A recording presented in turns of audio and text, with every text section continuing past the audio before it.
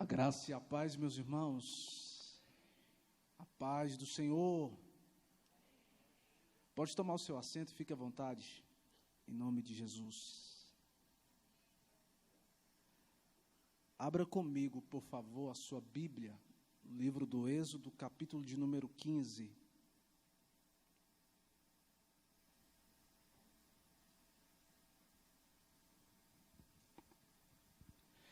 Livro do Êxodo, capítulo de número 15. Enquanto os irmãos procuram, eu quero aqui externar minha gratidão a Deus pela oportunidade que nos é concedida nessa noite de estar com vocês para cultuarmos ao nosso Deus e também compartilhar da palavra do Senhor. Eu quero louvar a Deus pela vida do pastor João, pastor dessa igreja. Ele não está, mas eu quero aqui deixar o meu abraço, meus sinceros agradecimentos pela confiança, pela responsabilidade de subir a este altar para ser porta-voz da palavra do Senhor. Quero louvar a Deus pela vida do pastor Eudes, que Deus continue abençoando toda a sua casa, toda a sua família. Meu amigo, pastor Jailton, muito obrigado pelo convite, pela confiança. Que Deus continue prosperando a sua vida, a sua casa, te levando cada dia mais longe. Que você alcance todos os objetivos, todas as metas traçadas. Que Deus continue prosperando o trabalho de suas mãos. Você é referência. Que Deus continue te abençoando muito. Em nome de Jesus, a todos os pastores, líderes, a toda a membresia, irmãos que aqui estão, Deus vos guarde e vos abençoe em nome de Jesus. Me faça acompanhado da minha esposa, cantora Débora. Bênção de Deus para a minha vida.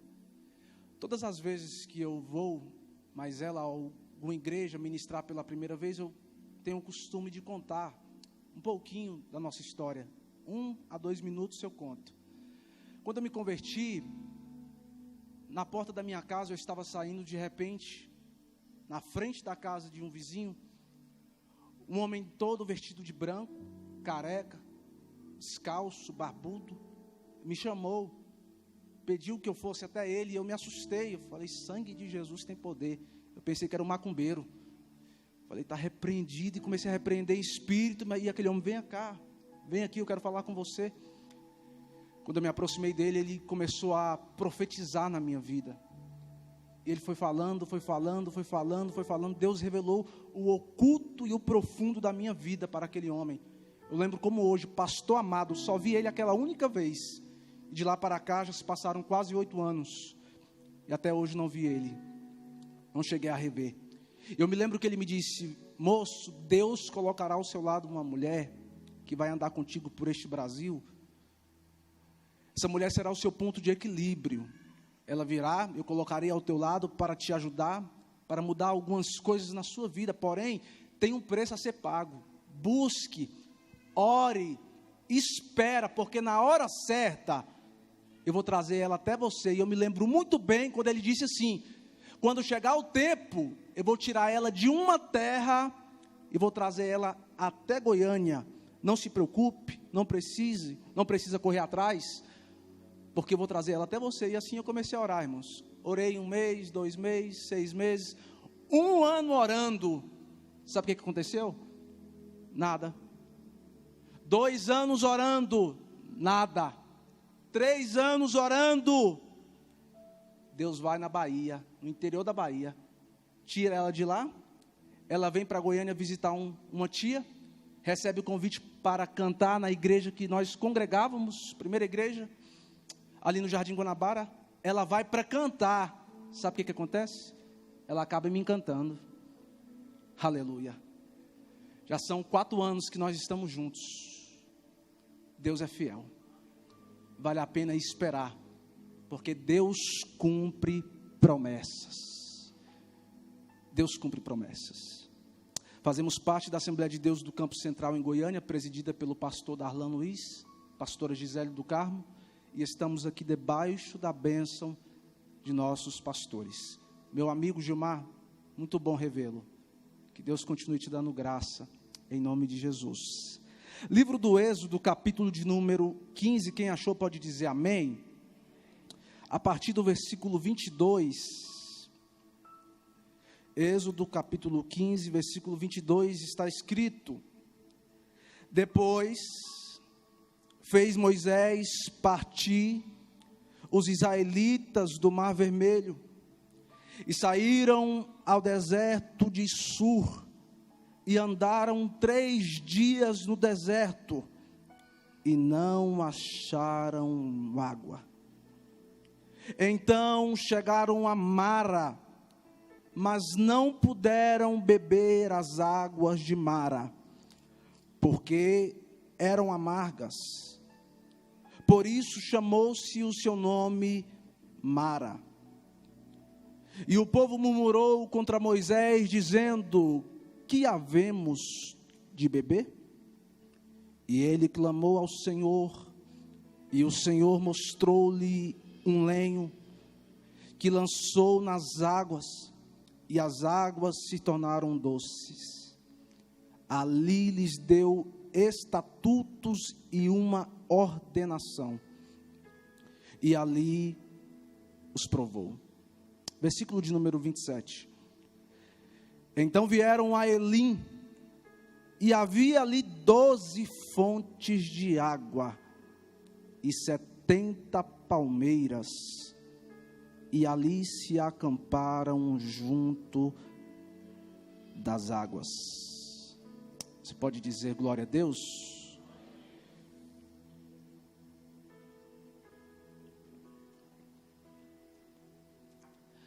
O capítulo de número 1 do livro do Êxodo, versículo de número 5, do versículo de número 5 até o versículo de número 10, há um intervalo de aproximadamente 400 anos. Do versículo 5 ao versículo 10, 4 décadas se passaram. A Bíblia diz que 70 pessoas da família de Jacó desceram para o Egito. E após esse período de 4 décadas, já não são só 70 pessoas, são 600 mil homens, sem contar mulheres e crianças.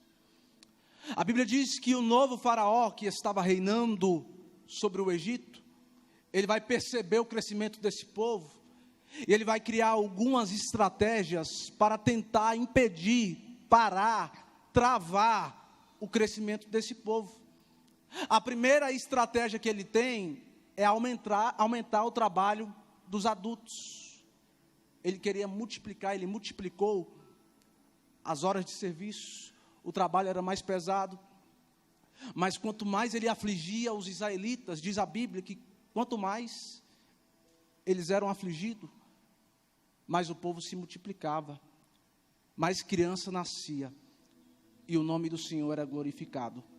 Vendo ele que o povo não parava de se multiplicar, vendo ele que crianças não paravam de nascer, diz a Bíblia que ele vai ter uma outra estratégia. Todas as crianças que nascessem do sexo masculino teriam que ser mortas. Elas não podiam permanecer em vida. É quando a Bíblia fala sobre Sifrá e Puá. Foram instrumentos de Deus para frustrar os planos de Faraó. Bendito seja Deus. Elas deixavam os bebês permanecer em vida. Aí Faraó vê e vai tentar pela terceira vez parar, impedir o crescimento dos israelitas.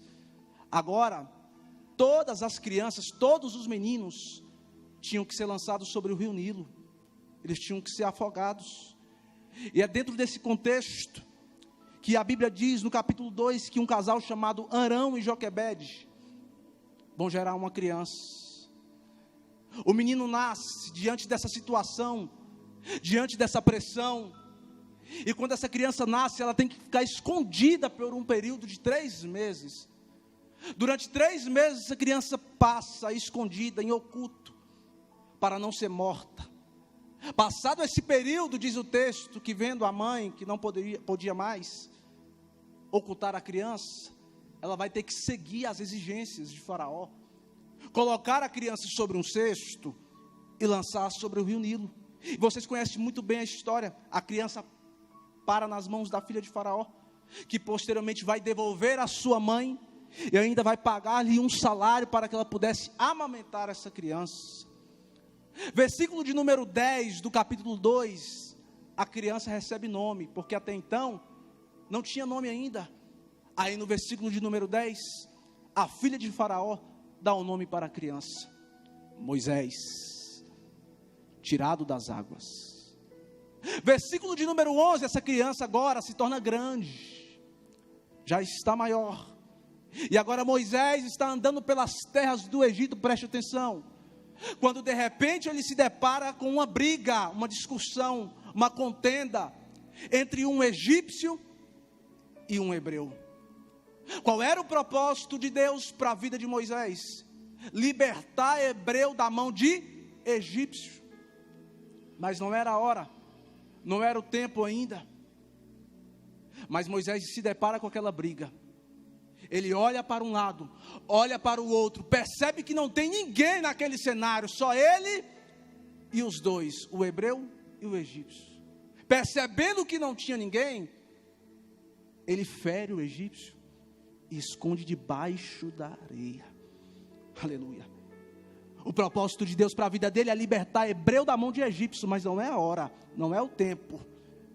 Então, mesmo que eu faça algo que é certo, se não estiver no tempo de Deus, eu perco a razão. Moisés está fazendo algo que é certo, mas não é o tempo, porque de fato não era Moisés que ia libertar o povo, ele ia direcionar, seria instrumento de Deus para direcionar o povo, mas quem libertaria e arrancaria aquele povo das mãos de Faraó e da escravidão do Egito, era o próprio Deus. Aí no dia seguinte, diz a Bíblia que Moisés está andando pelas ruas do Egito novamente, e agora ele se depara com uma outra briga, só que a briga agora não é entre hebreu e egípcio, agora a briga é entre hebreu e hebreu. Aí Moisés gostava de entrar em confusão, em briga dos outros, ele vai entrar para separar essa briga. Quando ele tenta apartar essa briga, um dos hebreus vai olhar para Moisés e vai dizer: quem te colocou por juiz ou por maioral? Quem te constituiu como maioral sobre nós? Pensas matar-me como semelhante, de igual modo como matastes o egípcio? Aí eu te pergunto, quem é esse hebreu? No dia anterior tinham 3 pessoas no cenário: Moisés, o hebreu e o egípcio. O egípcio morre. O hebreu é a testemunha ocular do homicídio. É ele que está dizendo para Moisés: quem foi que te colocou como juiz sobre nós? Estás pensando em me matar como você matou o egípcio? Entenda algo. Moisés defendeu o hebreu, e ele está jogando na cara de Moisés algo que ele fez em seu benefício. Então aprenda algo: o dia de amanhã sempre vai revelar o caráter de quem você ajuda hoje. O dia de amanhã sempre revela o caráter de quem você ajuda hoje. Moisés está descobrindo que o problema não era o egípcio. Moisés está descobrindo que o problema era o hebreu. Isso aqui, irmãos, mexeu comigo. Porque quando eu entendi isso aqui, eu cheguei a uma conclusão que na nossa geração não é diferente. Somos libertos do Egito, Deus nos tira de lá como um forte. Nos tornamos hebreus, e com o passar dos dias, nós percebemos que tem hebreus que se comportam pior do que egípcio. Existem hebreus que estão tendo um comportamento pior do que os de egípcios. Terceira lição: tem briga que nós não devemos entrar. Tem briga que nós não devemos comprar, tem que deixar resolver entre si. Quem te colocou como juiz, rapaz? Moisés foge para as terras de Midian. Ele se assenta junto de um poço, quando de repente as filhas de Jetro descem para o poço para dar água, para dar de beber ao rebanho. Havia alguns pastores ali que queriam impedir elas de darem água ao rebanho. É quando Moisés as defende e dá de beber ao rebanho. Elas voltam para a casa do pai. O pai acha estranho: mas como assim? O que aconteceu que vocês voltaram tão depressa hoje? Olha a expressão que as mulheres, que as filhas de Jetro vai usar. Um homem egípcio nos livrou das mãos dos pastores e ainda deu água para o rebanho. Aí eu te pergunto mais uma vez, Moisés é hebreu ou é egípcio? Moisés é hebreu, mas as filhas de Jetro estão dizendo foi um homem egípcio. Por que elas estão dizendo isso? Por causa da sua indumentária, por causa de suas vestes. As vestes que Moisés estava usando ali, era veste de egípcio. Aí eu cheguei numa conclusão, que nos dias odiernos, não está sendo diferente. Tem gente que é hebreu, tem pessoas que são hebreias, mas se vestem como egípcios. Aí você fala, não tem nada a ver, não. Sim, segundo o livro dos Reis, capítulo de número 1, quando Acasias queria saber quem era o profeta, quem era o homem que estava profetizando, os mensageiros chegam para ele e diz: é um homem vestido com pele de camelo, cingido os seus cintos. Escute algo, vestes não tem nada a ver com salvação, mas por muitas vezes o nosso caráter, ele é discernido da maneira como nos comportamos, como nos vestimos. Vestes não tem nada a ver com salvação, pelo amor de Deus, me entenda, mas às vezes está relacionado com o caráter do homem, com o caráter da mulher. Mas a vida passa, a vida segue-se. No capítulo de número 3, Moisés está apacentando as ovelhas do seu sogro. No capítulo de número 2, ele casou-se com Zípora. No capítulo de número 3, ele está apacentando as ovelhas do seu sogro, atrás do deserto, no monte. Quando de repente ele vê uma sarça, de repente do meio da sarça ele ouve uma voz, e ele vai dizer: virei-me para ver, para ouvir quem falava comigo. Quando Moisés está dizendo virei-me, a posição geográfica que ele está, é de frente para o Egito, e de costas para a sarça, para Deus. Então quando ele dá as costas para o Egito, é quando Deus fala. Ele precisa virar as costas para o Egito, se voltar para Deus, para que Deus possa falar, para que Deus possa liberar promessas, para que Deus possa o fortalecer. Deus libera promessas, Deus chama Moisés, diz para ele qual é o propósito: libertar o povo, direcionar o povo. Ele vai dizer: Senhor, não sou capaz. Aí Deus vai dizer algo para Moisés. O Senhor diz para ele: eu serei contigo. Essa é a segurança que todo servo de Deus precisa para cumprir com a missão do Evangelho. O que ele disse para Moisés, ele está dizendo para você: eu serei contigo, eu serei contigo. Aí Moisés vai dizer: Senhor, não sou capaz. Se me perguntarem quem foi que me enviou, o que é que eu vou dizer? Porque lá no Egito tem um Deus para cada tipo de situação, Senhor. Tem um Deus Ra, que é o Deus do sol. Tem um Deus Sete, que é o Deus da guerra. Ap e Ísis, que é os deuses do Nilo. Osíris, que é o Deus da fertilidade. Como que eu vou dizer que Deus é esse? Aí Deus vai dizer para Moisés: chega para eles e fala que o eu sou te enviou. Diga para eles que o eu sou está te enviando. É o meu nome. Porque se tiverem sede, eu sou a água da vida. Se tiverem fome, eu sou o pão da vida. Se estiverem vivendo na escuridão, eu sou a luz do mundo. Mas se aquele que está em Deus, firme na presença do Senhor, morrer, diga que eu sou a ressurreição e a vida, e ainda que morra, viverá.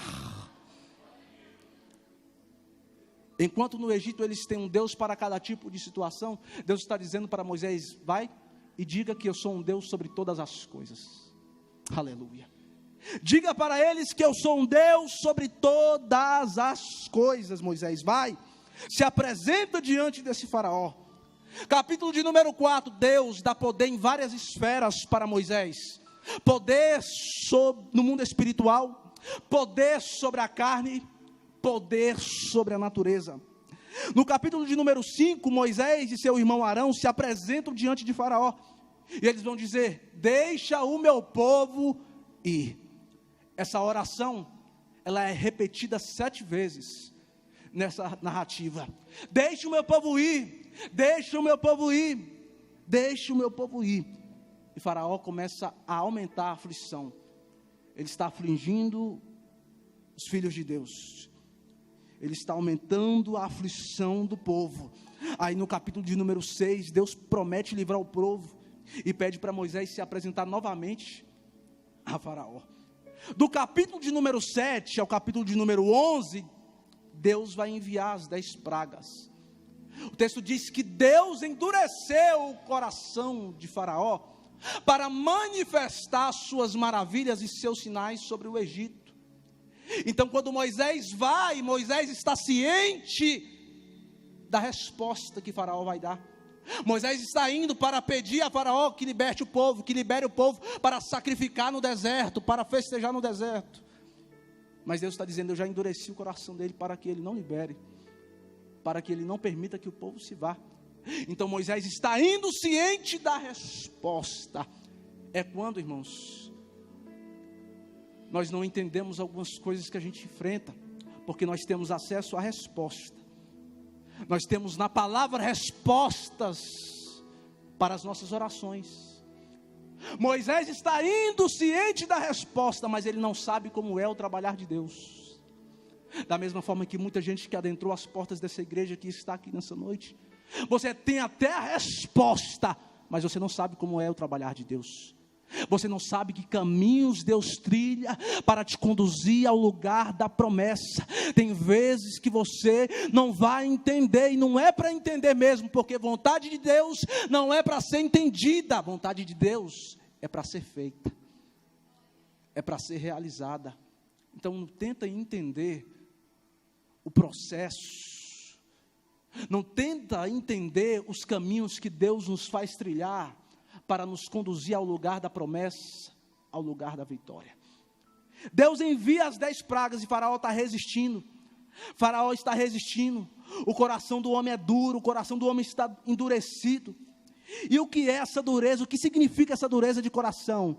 É ver provas claras da mão de Deus agindo, e mesmo assim se recusar a ouvir sua palavra e a se sujeitar ao propósito de Deus. Lembrando que quanto mais o pecador resiste em obedecer à voz de Deus e se render à sua vontade, escute isso, mais alto Deus vai ter que falar, mais alto Deus fala através dos seus juízos.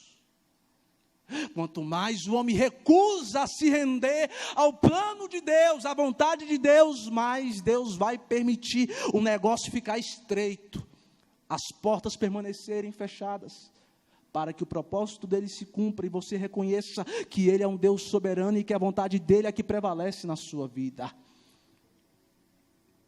É a vontade dele que prevalece sobre a sua vida. No capítulo de número 12, a Páscoa é instituída.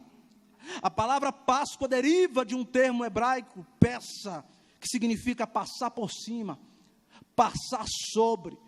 O povo está saindo do Egito, o povo está sendo liberto do Egito, os primogênitos do Egito são mortos pelo Senhor. O povo sai levando consigo ouro, prata, conforme Deus havia prometido em Gênesis capítulo 15, para Abraão.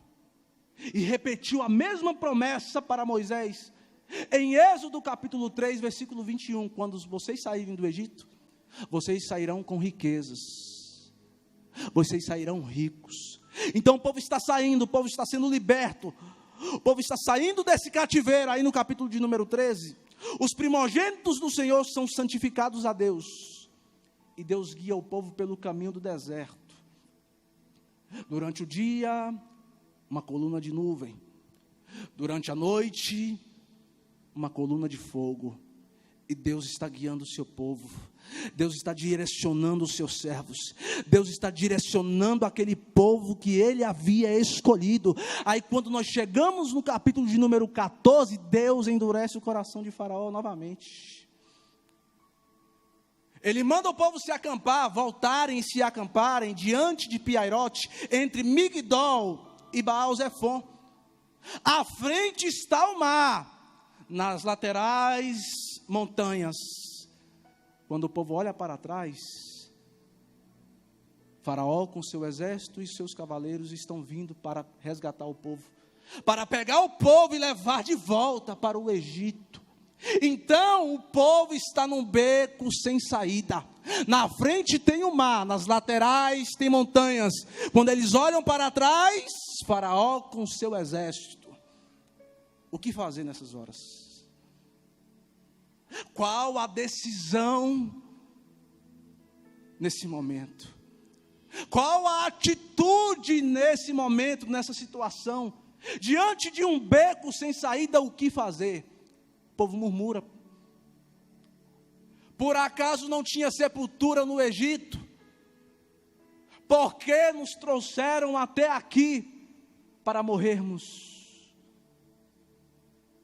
É quando Moisés olha para o povo e diz: estai quietos e vede o livramento que o Senhor hoje vos fará, porque o Senhor pelejará por vós e vos calareis. Moisés clama e Deus diz: por que clamas a mim, Moisés? Diga ao meu povo que marchem. Mas Senhor, marchar como? Na frente tem o mar, nas laterais tem montanhas, Faraó está vindo com seu exército para nos arrebatarem. Como que eu vou marchar diante de um beco sem saída? Marcha. Diga ao meu povo que marcha. Aí eu entendi por que Deus endureceu o coração de Faraó no capítulo 14, para perseguir o povo, para perseguir os israelitas. Porque, irmãos, se Faraó não vem atrás, o povo ia ficar empacado. Se Faraó não vem perseguindo, oprimindo, pressionando, o povo ia ficar estacionado. Ou vocês acham que eles iam caminhar? Não ia não. Porque no coração do povo, eles já queriam retornar para o Egito. Eles iam ficar ali até Faraó vir e levar eles de volta. Mas a mão de Deus estava agindo sobre a vida deles. Faraó persegue, Faraó oprime, Faraó está pressionando, e através dessa pressão, que o povo vai caminhar, que o povo vai começar a andar, que o povo vai sair do lugar e vai obedecer à voz de Deus, à ordem do Senhor através do seu líder. E é aqui que eu entendo, irmãos, que tem vezes na minha vida, tem vezes na sua vida, que para nós caminharmos, Deus tem que se utilizar de algumas pressões da vida. Deus tem que se utilizar de algumas circunstâncias adversas, para que a gente não fique estacionados, parados. Deus, em meio a algumas pressões que você está enfrentando, está te fazendo andar, está te fazendo caminhar, está te fazendo prosseguir, está te fazendo avançar, está te fazendo sair da zona de conforto, do comodismo, e ir alcançar aquilo que Ele já te prometeu. Porque, irmãos, nesse pouco tempo que eu tenho de evangelho, se tem uma coisa que eu aprendi, é que a circunstância, a adversidade, ela tem poder de mudar o comportamento do homem. A adversidade tem o poder de mudar o nosso comportamento. Tem coisas que você não muda só ouvindo. Porque Deus fala uma vez, Deus fala duas vezes, Deus fala três, a pessoa continua com o coração duro, a pessoa continua do mesmo jeito. Aí de repente Deus permite alguma coisa acontecer. Aí eu quero ver se não muda. A circunstância tem o poder de mudar o coração. As circunstâncias têm o poder de mudar o comportamento nosso, o nosso comportamento. O povo começa a caminhar. O povo está em direção ao Mar Vermelho. Quando eles se deparam, a Bíblia diz que Moisés estende o seu cajado, estende as suas mãos. Aí o mar se abre, sim ou não? Irmãos, misericórdia. Moisés estende o cajado, levante, estenda as suas mãos, que o mar vai se abrir. Quando ele estende as mãos, o mar não se abre. Como assim, pregador? Misericórdia, está pregando heresia? O mar não se abre imediato. O mar não se abre na hora. O mar não se abre quando Moisés estende a mão na frente dele, porque a Bíblia diz que Deus mandou um vento oriental. Então o vento que está abrindo o mar, ele não é daqui para lá, o vento é de lá para cá. Irmãos, isso aqui é o agir de Deus, porque Deus está trabalhando não diante dos olhos do povo e de Moisés. Sabe por quê? Porque se Deus abre o mar daqui para lá, o povo ia se precipitar. Se lançar sobre o mar, ia morrer todo mundo afogado. Aí Deus falou: hoje eu vou fazer diferente.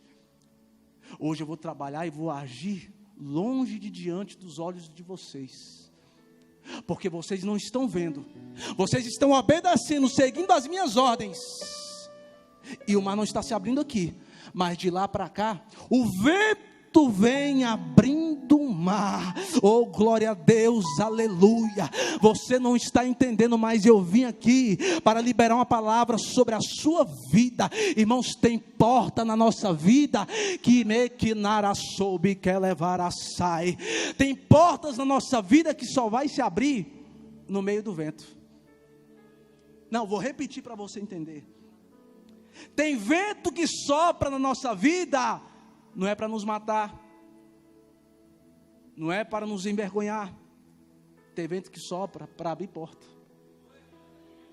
Aí tem crente que está murmurando: Deus, eu não aguento, Deus, eu não dou conta, Deus, está difícil demais, Senhor, a prova está grande. Entenda o propósito de Deus. Deus, através dessa circunstância, tem coisas grandes para realizar na sua vida. Você não está vendo com os teus olhos, mas de lá para cá Deus já está trabalhando, abrindo porta, quebrando cadeias, dando vitória para você.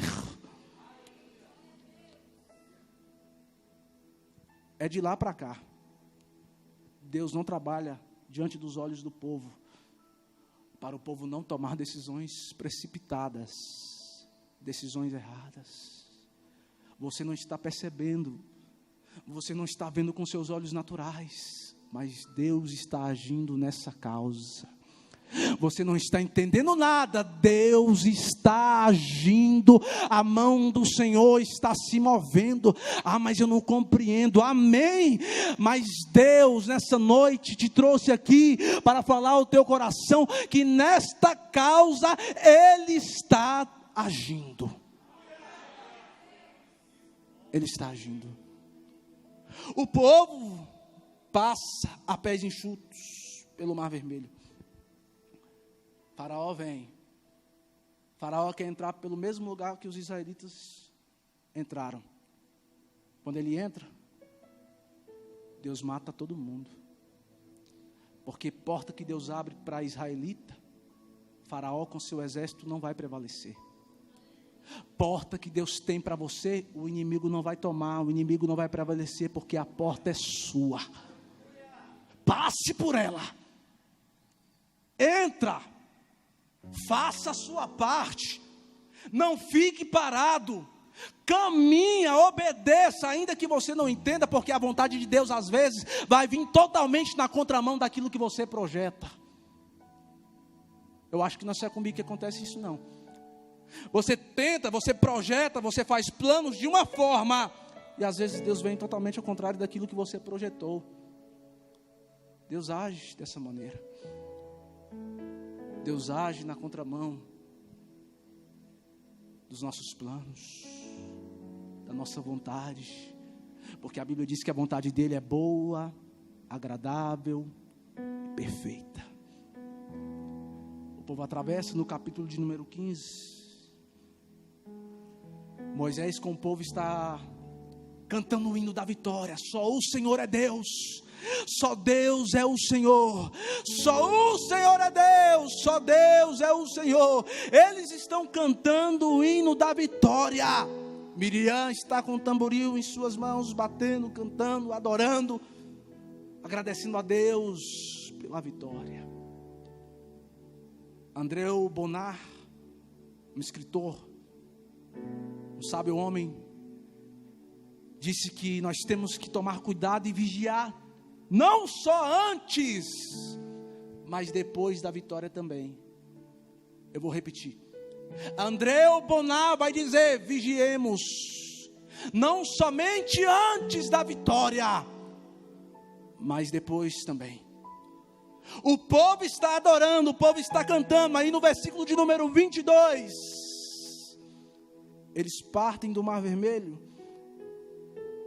e vão para o deserto de Sur. Repita comigo, Sur. Sur significa barreira.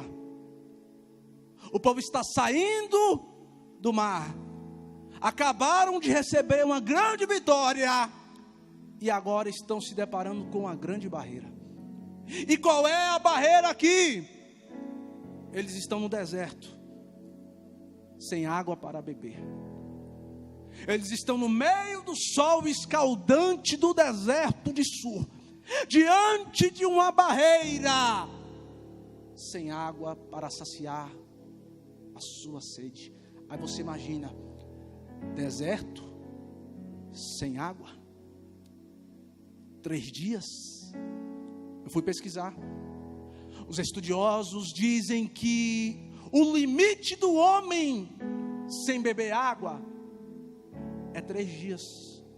Se passar desse período, corre um certo risco de gerar algumas complicações no seu organismo e até mesmo levar à morte. Então o limite do ser humano, o limite do homem sem água é 3 dias. O que a ciência, o que os estudiosos levaram anos e anos para descobrir. Nosso Deus é onipotente, onisciente, onipresente, conhecendo a estrutura do homem, conhecendo o limite do homem. Deus vai visitar o povo no limite deles. 3 dias era o máximo que eles poderiam aguentar, suportar naquele deserto sem água. É quando Deus chega para mudar a situação. Deus conhece a sua capacidade. Deus sabe até onde você aguenta. Deus conhece a tua estrutura, meu irmão, minha irmã. Se Ele não mudou a circunstância ainda, se Ele não operou o milagre ainda, é porque Ele está dizendo: você tem capacidade de aguentar mais um pouquinho, você tem capacidade de suportar mais um pouco. Continue caminhando nesse deserto, continue rompendo em fé, continue no propósito. Porque quando chegar a hora, quando chegar no seu limite, haverá intervenção de Deus.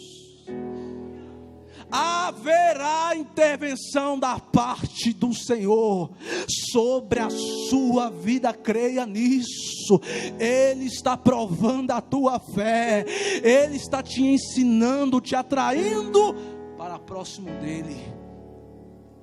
3 dias sem água, 3 dias com sede, mas eles continuam caminhando, eles continuam, eles não param. E a questão é: continue a caminhar. É aqui que eu queria chegar. Continue a caminhar, porque a vitória, as conquistas, as bênçãos de Deus na nossa vida está entrelaçadas com a persistência e com a perseverança na caminhada. Eu vou repetir: as vitórias, as bênçãos e promessas estão entrelaçadas com a persistência e a perseverança no caminhar com Deus. Lembra de Josué, capítulo de número 6? Josué, caminha, começa a dar a volta sobre Jericó. No primeiro dia, uma volta. No segundo dia, vocês vão dar mais uma volta. Senhor, mas não estou entendendo. Caminha mais um dia, 3 dias caminhando. No 4º dia, dá mais uma volta. 5º dia, mais uma volta. 6º dia, mais uma volta. O povo está caminhando sem entender. No 7º dia, Deus fala: dá 7 voltas agora. E eles começam a caminhar, eles começam a andar. De repente Deus fala: a trombeta vocês tocam, soltem o grito, porque porque a muralha vai cair e vocês vão conquistar a terra que eu havia prometido a Abraão, a Isaque e a Jacó. Irmão, você não está entendendo. Continue caminhando, continue prosseguindo, persevera, tenha persistência, porque daqui a pouco Deus manda tu tocar a buzina, manda tu dar o grito, a muralha cai, tu entra na terra e conquista aquilo que Deus tem para você.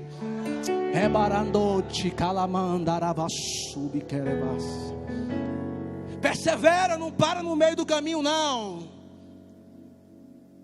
Chegamos em Mara, amargo, mas Deus, o Senhor nos tira do deserto para nos levar para um lugar de amargura. As águas não são potáveis, não estão prontas para beber. Aí Moisés, o povo murmura: que havemos de beber, Moisés? O povo que murmura, irmãos, misericórdia. Se não fosse Moisés na vida daquele povo, Deus usando Moisés, porque o povo reclama e Moisés clama. Eu vou repetir: o povo reclama e Moisés clama. Aí o texto vai dizer que Deus mostra a Moisés um lenho. Irmão, isso aqui é lindo demais. Deus mostra para Moisés um lenho. O que é um lenho? Um pedaço de madeira. Madeira na Bíblia aponta para a cruz do Calvário. Em Êxodo 14, quando Moisés estendeu o cajado, autoridade, o cajado é de madeira. A madeira, o mar se abre.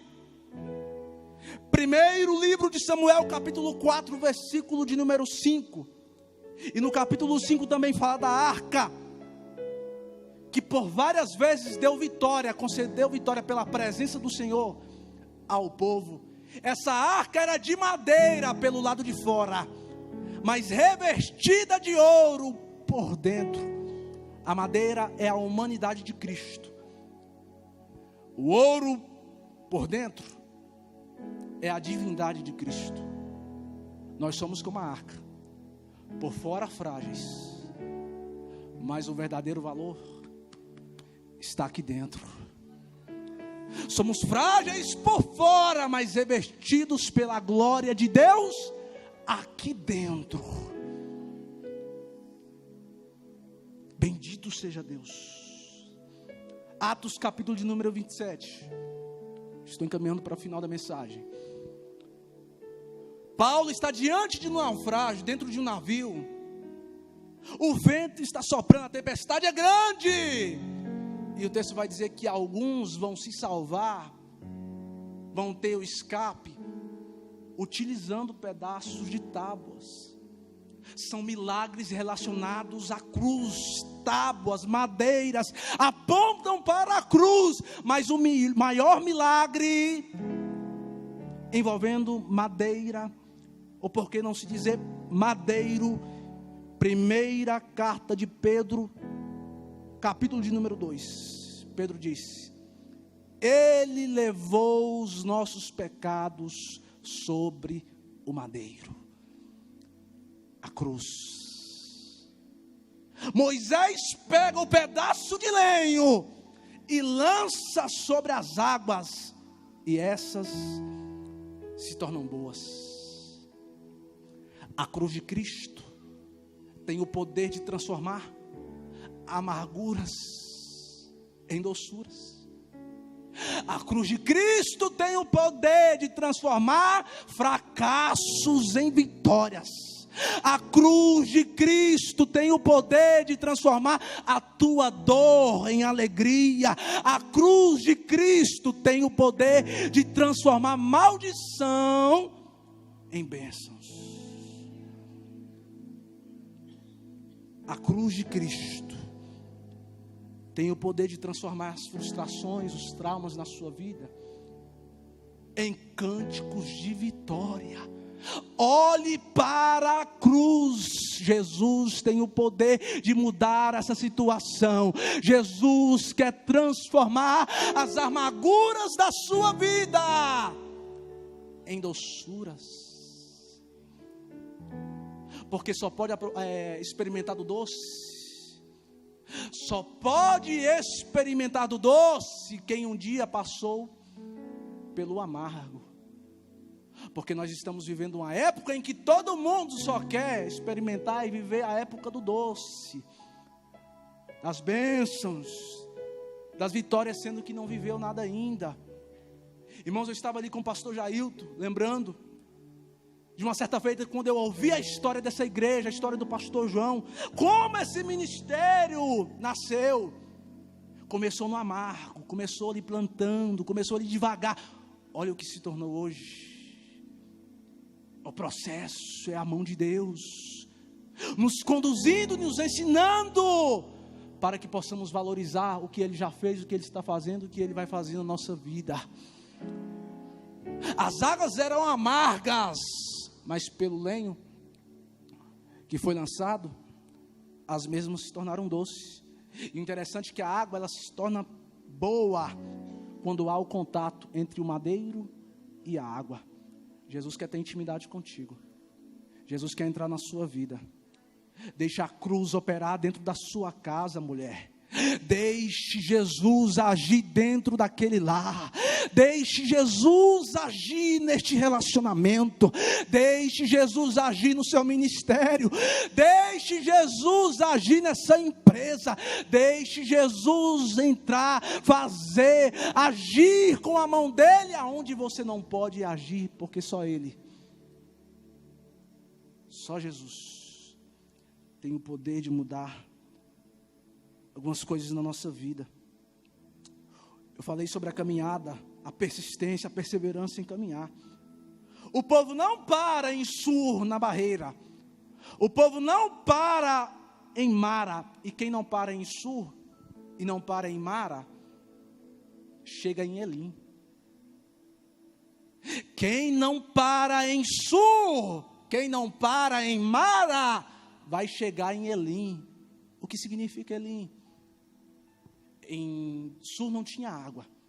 Em Mara a água era amarga, era só uma fonte. Apesar de ter se tornado potável, boa para beber, era só uma fonte.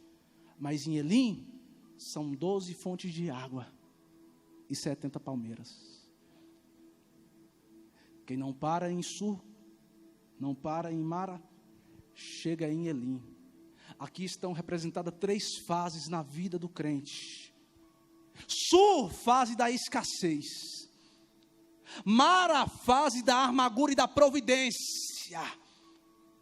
Mas chega um tempo, chega um momento que Deus vai dizer: tu não vai viver mais na escassez, tu não vai viver mais de amargura, nem só de providência, porque agora eu vou te dar muito mais do que o bastante. Porque vai chegar uma fase na sua vida que você vai ter para dar emprestado. Você vai ter para emprestar e não para pedir emprestado. É a fase de Elim. E eu estou profetizando sobre a sua vida, que Deus está te tirando desse sol escaldante do deserto de Sur.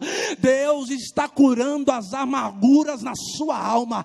Deus está te sarando aqui nesta madrugada, porque Ele está dizendo: eu estou te levando para um tempo, eu estou te levando para uma fase onde você vai viver o tempo de 12 fontes de água. Você vai viver o tempo de 70 palmeiras. Haverá descanso, haverá bonança. Você vai ter para ajudar, para compartilhar. Você será que me diosa maia do que me. Deus vai mudar a tua fase. Deus vai te tirar dessa situação. Mas Ele está dizendo: não para.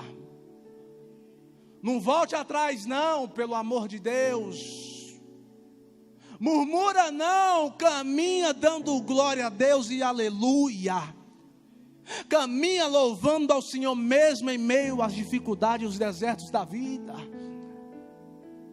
Porque é uma questão de tempo. O que Ele tem para a sua vida é algo muito maior, melhor do que você um dia pensou e imaginou. Se coloque de pé em nome de Jesus.